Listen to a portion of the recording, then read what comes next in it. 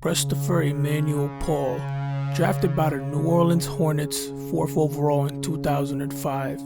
He would play for the franchise until 2011, where after some trade mishap, he found himself in Los Angeles, ultimately becoming the maestro of the Lob City Clippers. He'd then find himself competing alongside James Harden in Houston. He'd have a stint in Oklahoma City playing the mentor role for the franchise's future, Shai Gilgeous-Alexander. And for the last 3 seasons, he's partnered with Devin Booker on the Phoenix Suns. Chris Paul's ambition was to win at least one championship in his twilight before his career finished. He's played professional basketball for 18 years. He's played the majority of those years at an all-time pace, a no-question first ballot Hall of Famer. He has the All-Star selections, the All-NBA selections, the All-Defensive Team selections, and the gold medals. He was this close to an MVP award at 22 years old, coming second to prime Kobe Bryant. Chris Paul is 6 foot flat. By all measures, he should be a supreme overachiever, but to the masses, it's quite the contrary.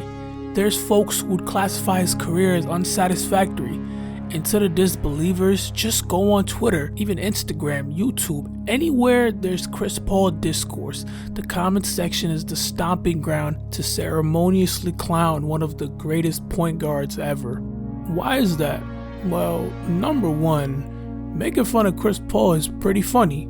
I'll be honest, as a stalwart supporter of the basketball wizard that is Chris Paul, memes made about him are hilarious. Chris Paul hands down is the most unintentional, funniest player in the NBA. But beyond the jokes, why is Chris Paul ridiculed, but not Steve Nash?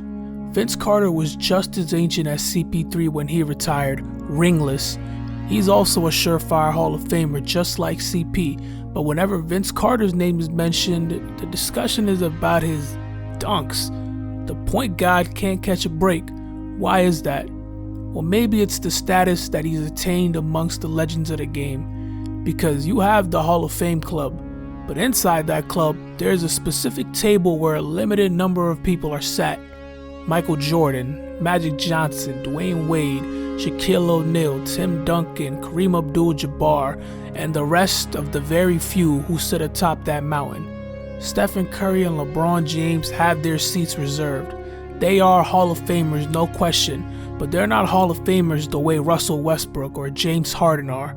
It's no disrespect to classify them as Hall of Famers, but obviously they are a tier higher than those named. Chris Paul is a Hall of Famer, and going off his ability, he meets the criteria to stand shoulder to shoulder next to Bron and Curry. But he's a fringe guy, like Kevin Durant or Kawhi Leonard, both of whom could classify as some of the greatest ever, be on that upper tier, but they stand in the middle ground for one reason or another.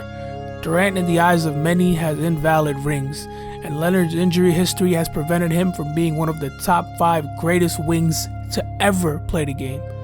But both of them dudes are champions, set in stone, multi-time champions. Chris Paul hasn't won one. There's a sound argument to be made about Russ or Harden on this exact basis, yes, but CP3's failures aren't comparable to the failures of, say, a Damian Lillard, who's never played alongside an all-star in his life. Dame Dollar has been a one-man band in Oregon for his whole act.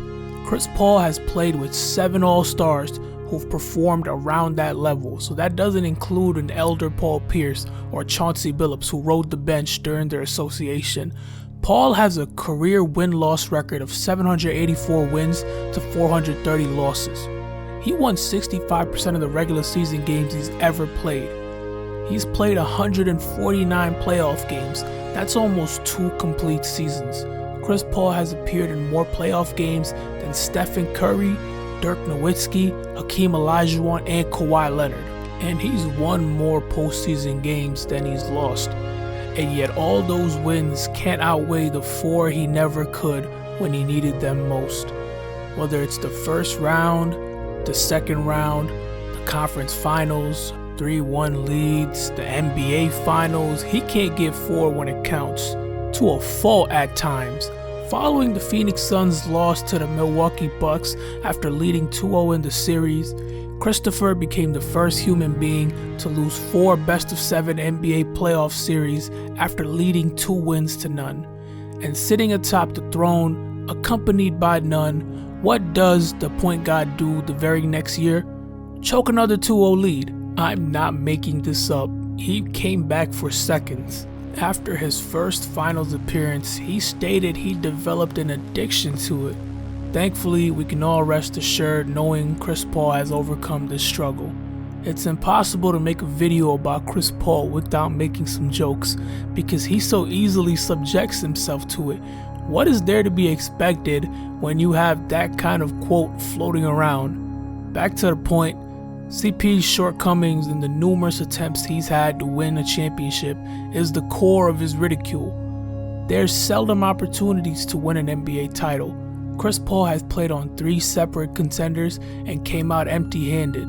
His greatest opportunity, ironically, was against his most challenging foe, the 2018 Golden State Warriors. The Houston Rockets were leading 3-2 in this series. They'd come out victorious in 3 of the last 4 games, going to the Bay with a chance to close the series and triumph against the greatest basketball team ever assembled, a win that would essentially give you the NBA championship because the 2018 Cavaliers were just LeBron, so the Western Conference Finals was the NBA Finals for all intents and purposes. With all that on the line and all too familiar circumstances reported about the Wake Forest guard, one that has marooned him at every turn of his postseason journey, Chris Paul is reported unavailable for Game 6 with an injury. The last 2 games of the 2018 Western Conference Finals are well documented. The Chris Paul-less Rockets would lose Games 6 and 7 to the eventual champions. 3 years later, Chris Paul with the Phoenix Suns made it past the conference finals. The Suns won 2 consecutive games in the NBA Finals. CP was 2 games shy of lifting the Larry O'Brien trophy, but unfortunately, the point guard had no celestial powers strong enough to hold down the Greek god, Giannis. As an avid Chris Paul defender, to witness the assistman come so close to exalting his legacy and then have that gutted across the next 4 games was reality retaking form. Unfortunately, that was the closing act. 2022, there was a slight possibility to run it back, but Luka Doncic ensured that wouldn't occur. Adding Kevin Durant this year was ground-shaking at first, but the playoffs exposed this current Suns team's skeleton. The lack of depth buried them, and when your $40 million point guard can't even suit up, he's overstayed his welcome. It's disappointing he couldn't win one in Phoenix. The dream looked promising.